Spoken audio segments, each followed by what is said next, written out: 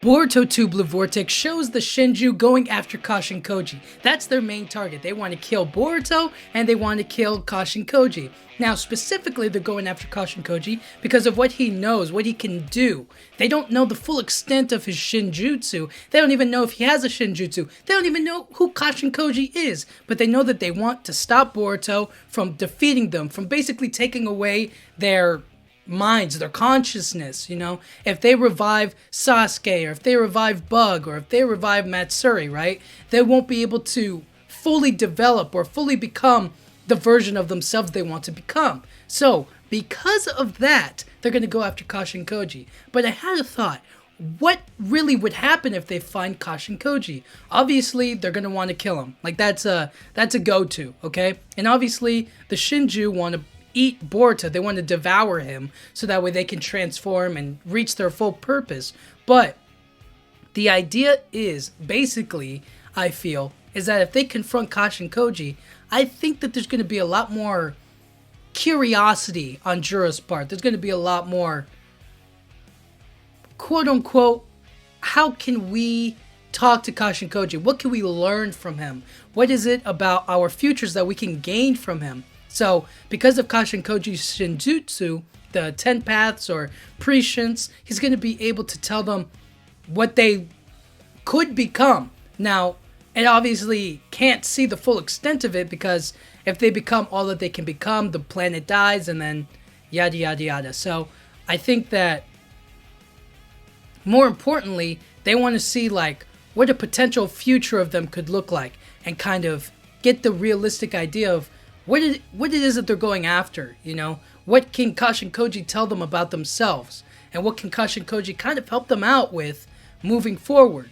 Essentially, that's what it would be if they were to confront each other. Now, I don't know how much Kashin Koji would reveal. It's more than likely he would fight back before giving them any kind of information. And I think I kind of like the idea of the Shinju learning about Shibai Otsutsuki from Kashin Koji, or learning about Shinjutsus from him. You know what I'm saying? Especially because he's so knowledgeable about the fact.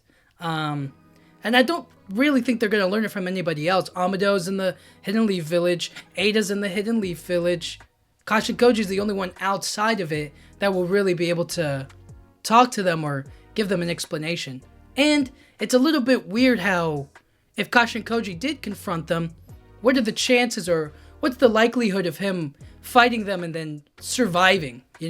I think at this point it would be a tough fight, but it's kind of hard to gauge his strength wise because we've only really seen him go up against Ishiki and that didn't end so well. So I know he's strong, but I just don't know how strong. Does that make sense? So it's going to be interesting to look at what can Kashin Koji really do, or if he does get confronted, kind of like how the Shinju were born, like no matter what, like in every single possible future he saw moving forward, the Shinju were born, the Shinju were created. So maybe there's going to be an instance where no matter what, he's going to be confronted by the Shinju. He's going to be talking to the Shinju and stuff like that. So because of that, we're going to maybe see what that will look like, and maybe he'll get defeated, maybe he'll escape.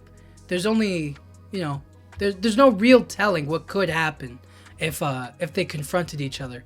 But I know that kind of discourse between Kashin Koji and Jura would be very interesting to Jura, and maybe he won't kill him outright. I think he'd be particularly interested in learning how he learned about them, how he learned about the Thorn Soul Bulb or the Soul Thorn Bulb. I think he wants to know, how are you able to know ahead of time of all of these things when nobody else does, right? And that's going to naturally make him more and more curious, ask more questions, and hold him prisoner or just outright defeat him. But Kashin Koji is either going to try to escape or fight back. I don't see a scenario where they actually have like a one-on-one talk.